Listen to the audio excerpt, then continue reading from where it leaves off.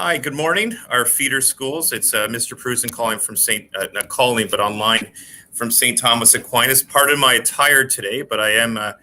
It's Civvies Day here, Anti-Bullying Day. We should be in green, so I'm decked out in some green civvies.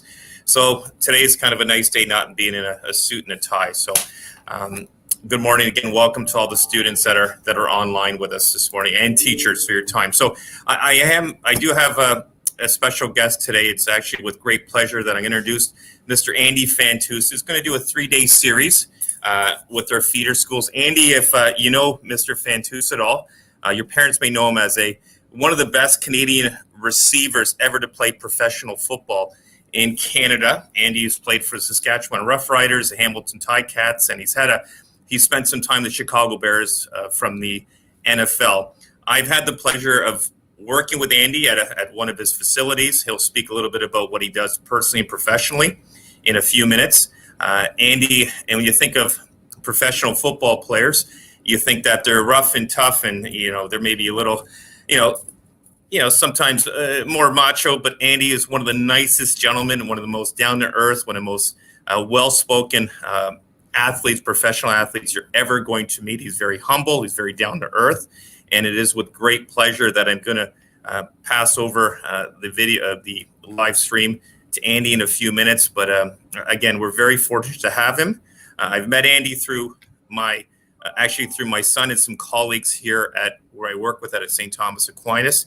So it's super exciting to have him talk to the students about academics, healthy living, some exercising things, and even about his personal life. Andy is currently a resident of Oakville. We hope to have his family or his daughter. Right now, he's got the one daughter join the SCA Family Schools in a few years, and eventually St. Thomas. We have basketball coaches already recruiting his daughter, so we're quite excited to have him. So what I'm going to do is pass it back over to Andy and have him introduce himself and kind of get him moving on his presentation. Again, thank you all the schools for joining us, and I really hope you're going to enjoy it. I know you're going to enjoy it, and just enjoy the presentation today. Thank you.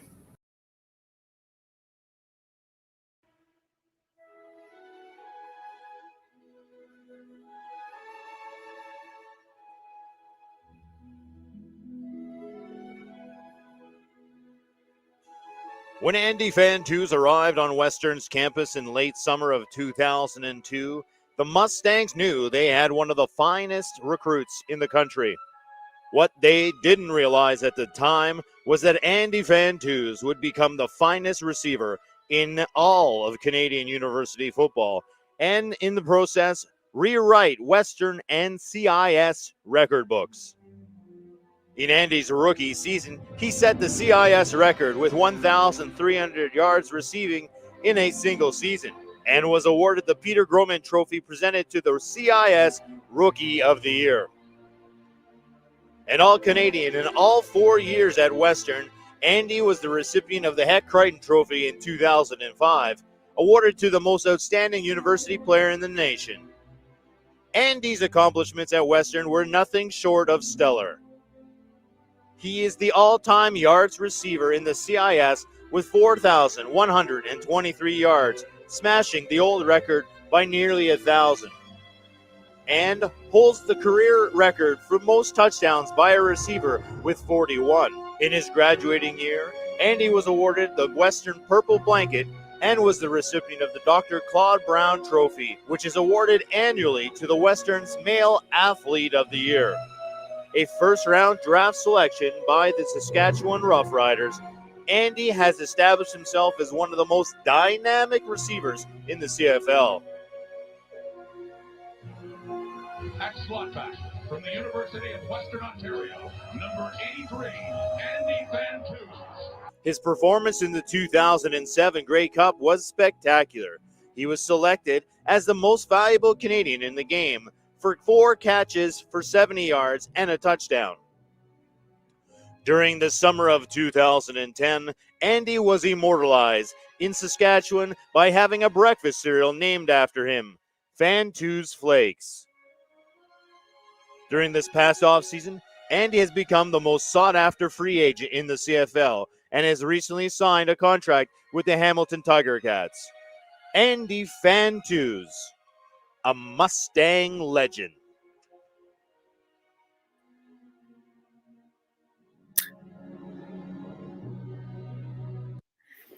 Hey everyone, thank you so much for having me on. My name is Andy Fantuz. As you saw, I used to be a professional football player, and it's my honor to speak to you for about 30 minutes over the next 3 days. I'm going to share with you some of the lessons that I've learned through my journey that I think will help you reach your peak performance in whatever it is you do. Maybe it's athletics, maybe it's football, maybe it's something in music, violin or guitar. Maybe it's just academics, not just academics, maybe academics, artistic, anything it is. I'm going to teach you some of the lessons that I think can help you reach your peak performance. I'll start by telling you a little bit about myself.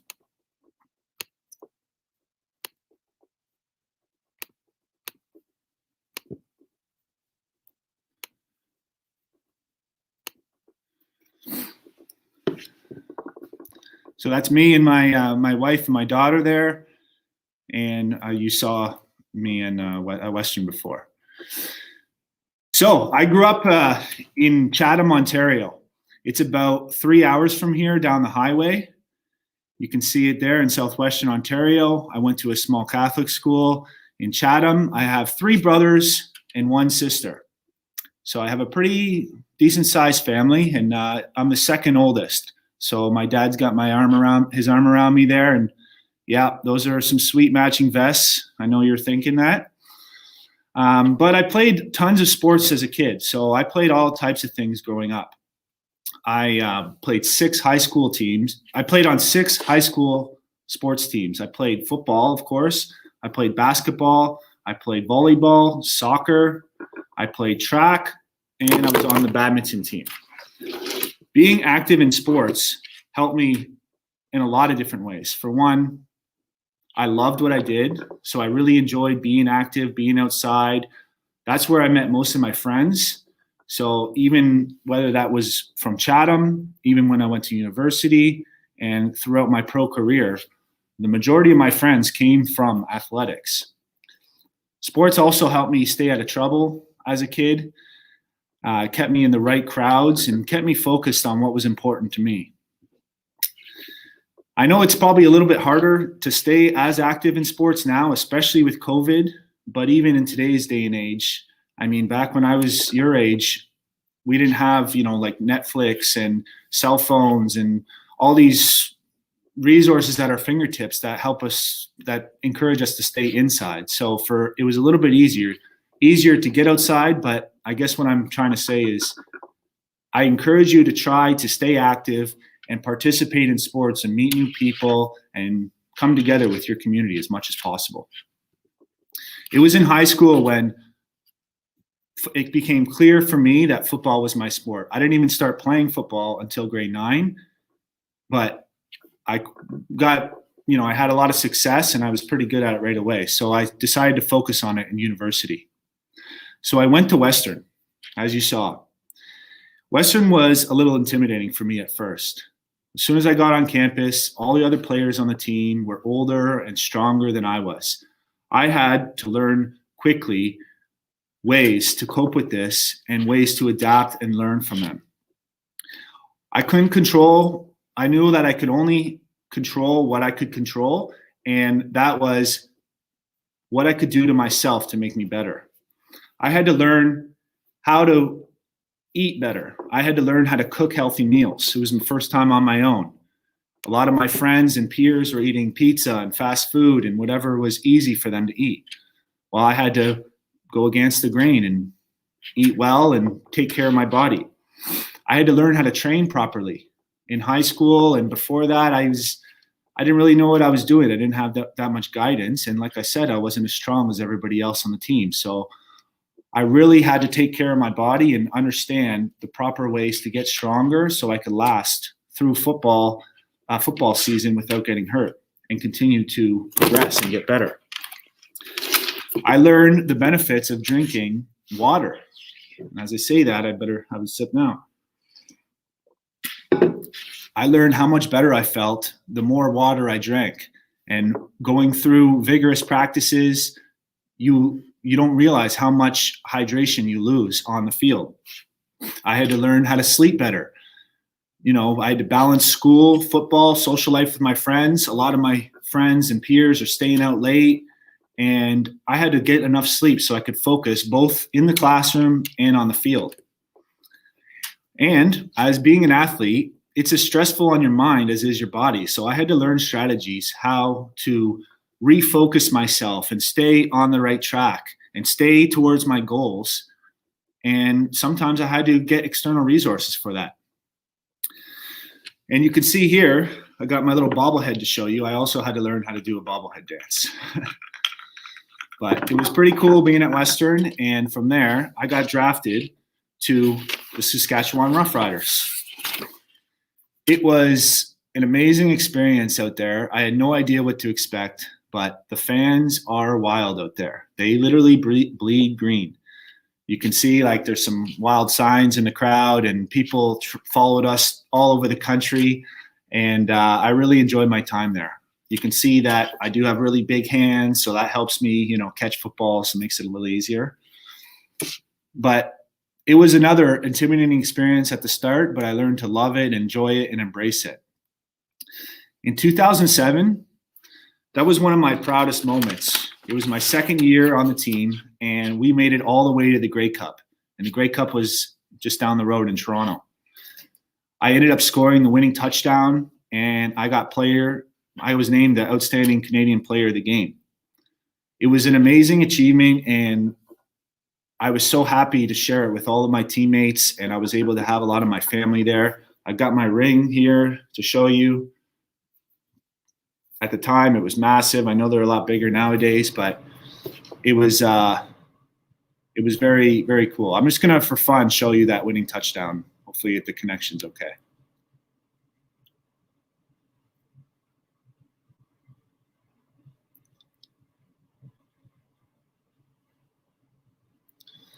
So that was probably before a lot of you were born, but anyway, so in 2010, a couple years later, and I know you saw it on the video, but I remember the story. I was in the off season, and I'm driving around, and I was in London, back in my university town, and I get a call from the Roughriders, and they say, "Hey, this company wants to make this cereal box of you. What do you think?" And I said, "Yeah, of course. That sounds super cool." So they made my own cereal box, Fantus Flakes. It was so popular that they actually had to make, you can see a second version of it there. They had to make a second version about a month or two later because it sold out so fast. So we raised a lot of money for the local children's hospital there. And then you can see how people are, wearing them as masks and stuff in the crowd. But it was just a cool little gimmick. And I still have lots of boxes now, and I've given them out to, different people through the years. But it was kind of a cool experience. In 2010, I was named the CFL Most Outstanding Canadian. This was one of my most proud individual achievements because I led the league in yards, and I was essentially given the top honor in the entire CFL. So I got my trophy with me here, that same trophy you see in the picture. And that is when I also had a dream or a goal my whole life to play in the NFL. And after that season, I was able to get a bunch of tryouts, and I ended up signing with the Chicago Bears.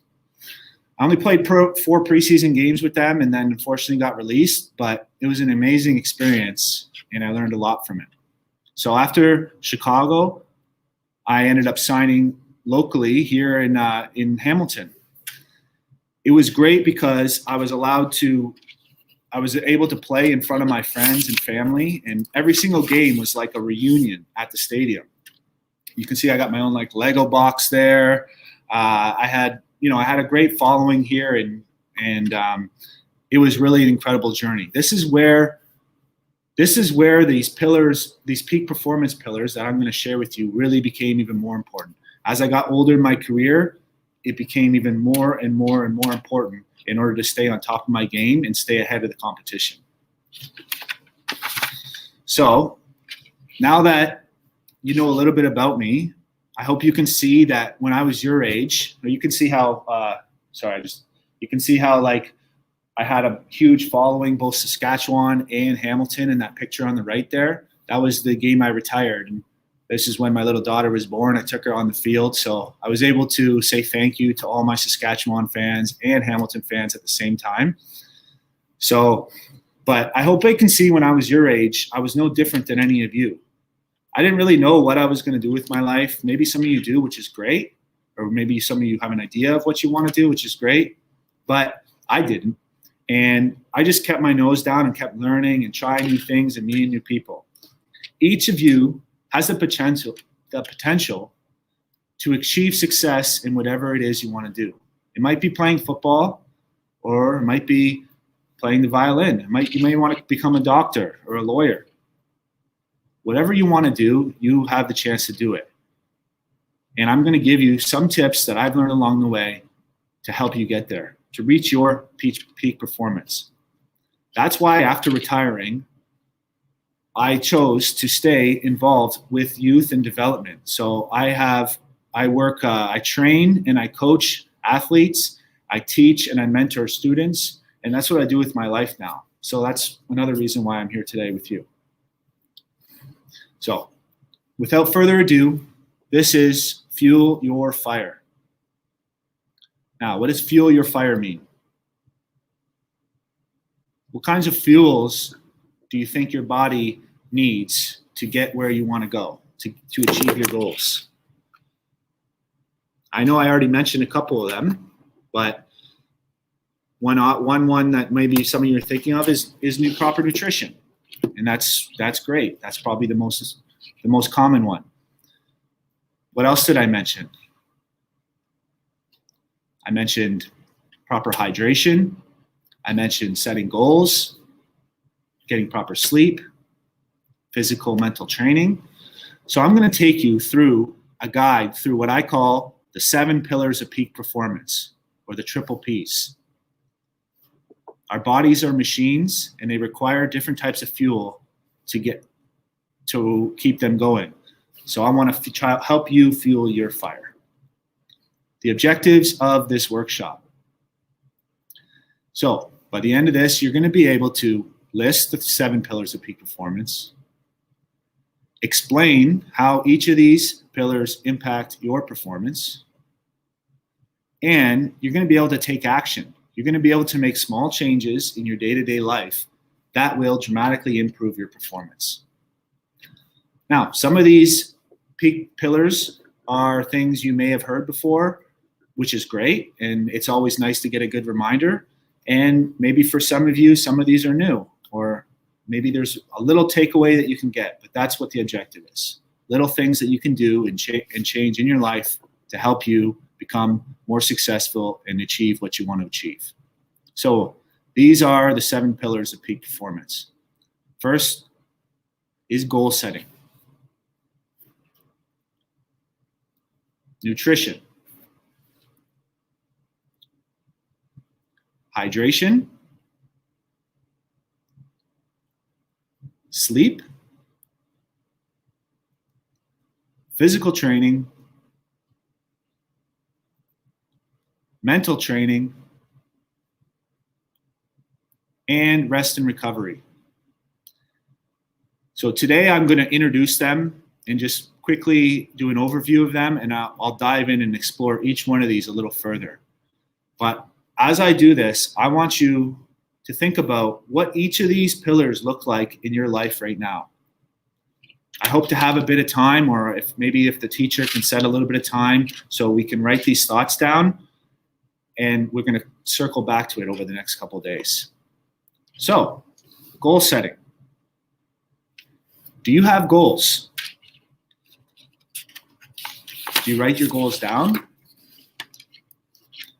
If you do you have a plan on how to achieve these goals? Having goals without a plan is just a dream. Studies show you are over 40% more likely to achieve your goals if you write them down. Imagine you were going somewhere and that you've never been before. You would probably take out a map. You'd figure out your best route and how to get there. You'd plan out your journey. Well, that's the same as goals. Goal setting, to achieve your goals, you need to think about them, plan them out, write them down, and then take action. Number 2, nutrition. What are you feeding your body? What's in your lunch today? What are you going to have for dinner tonight? What kind of snacks are you eating today? What did you have for breakfast? Food is the fuel for your body, your muscles, and your brain. Do you know what the human body needs to optimally function? Do you? Do you know what macronutrients are? Do you know the difference between carbohydrates, proteins, fats? Do you know that you need all 3 of these macronutrients? Let's take one of them, carbohydrates. Are you getting enough carbohydrates? Are you getting too many carbohydrates? Are they good carbs or are they bad carbs? This goes for proteins and fats as well. So, again, what's in your lunch? Think about what you're eating for the rest of the day and tomorrow. And when we dive into nutrition a little more, you can have some reference to look at. Number 3 is hydration. Do you drink enough water? Are you dehydrated? How much water do you drink? Do you know what the effects of dehydration is? Do you know what dehydration means? One way to tell if you're dehydrated is the color in your pee. If it's on the top of that chart there, the lighter color, that probably means you're hydrated, which is good. If it's dark or very dark near the bottom of that chart, that probably means you're dehydrated. I want you to challenge yourself. Think of ways today that you could drink more than you normally do. Think of strategies.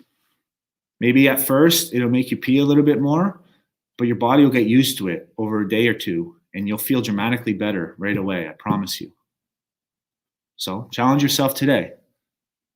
How much water can you drink? Number 4 is sleep. How many hours of sleep do you get each night? Is it good quality sleep? Do you know what the benefits of sleep are? Studies show that sleep can boost your immune system, prevent you from getting sick, allow you to have better memory, to do better in school and on projects and in whatever it is you're trying to accomplish, increase productivity, better to stay focused and on task, increase exercise performance, allow your body to feel and perform better, and better mood. This is a big one for me. I notice if I have a bad sleep, I'm irritable and cranky a little bit. I find that I eat more than I need to. I get in more arguments than I need to. I have less focus on whatever project I'm doing in the morning. Now that I have a daughter, it's very clear when she doesn't get enough sleep. I'm sure some of you may have younger siblings. Do they get cranky? Do they cry when they don't have enough sleep? Well, for us, we might be a little bit older and able to control our emotions a little bit better, but it still affects us in the same way. So you need to get enough sleep. So think about how much sleep do you get? And we'll come back to this. Number 5 is physical training. What do you do to take care of your body? Now, this is clearly a big pillar for athletes, but it's not just for athletes. You only have one body. It needs to last you your whole life. Learn how to take care of it. You want to live pain-free. You want to be able to do whatever it is you want to do. for athletes, this has been a continuous learning pillar for me through my whole life and continues to be that way today. I've learned many different techniques to get my body into peak physical performance. And actually, when I started playing in Hamilton, I was getting older in my career. Like, I played 12 years of pro football, and I'm not sure if you know, but that's a very long time for football. The average length of a career is 3 to 4 years. So I was already getting older and putting more stress on my body and my mind. So I had to learn how to change my training and train smarter instead of just hard. I went from being in my early 30s in Hamilton, feeling like I was in my early 40s, to switching my training around and being a year later, 32, feeling like I'm 22 again. All the other players on the team are, looking at me and, what's your secret? How are you doing this? And these are like the young guys coming up. And I was able to share some of these pillars with them. I became a captain on that team, and I really embraced that mentoring role. I'd like to do a little test. So notice how you're sitting right now. Okay? So are you slouched, sitting down, or are you sitting up straight? Are your shoulders rolled forward, or is your chest proud and your shoulders back? Do you know that you're able to focus and have better attention when you have good posture and you're sitting up straight? Try it. See if you can do that. Think of, imagine a piano player. Have you ever seen a piano player play piano like this? No, of course not. They're here, they're at attention, and they're playing. Your body responds better when you have good posture. Your mind is better when you have good posture. You're able to focus and concentrate more. Think about when you're watching a movie, an exciting movie. What happens when things are getting tense? You're probably not just getting more slouched on the couch, you're sitting on the edge of your seat. That's because it's your natural way of your body being ready for anything to come. You're ready to react. You're ready for fight or flight response.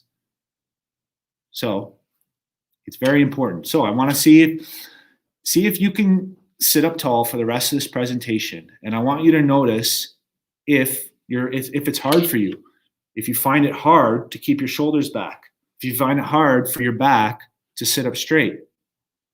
If it is, it probably means that you need to train your body a little bit more in order to have proper posture. And that's okay. A lot of us do. It's a constant work in progress. But if you do, over time, you're going to have better results and you're going to achieve more in life. So number 6 is mental training.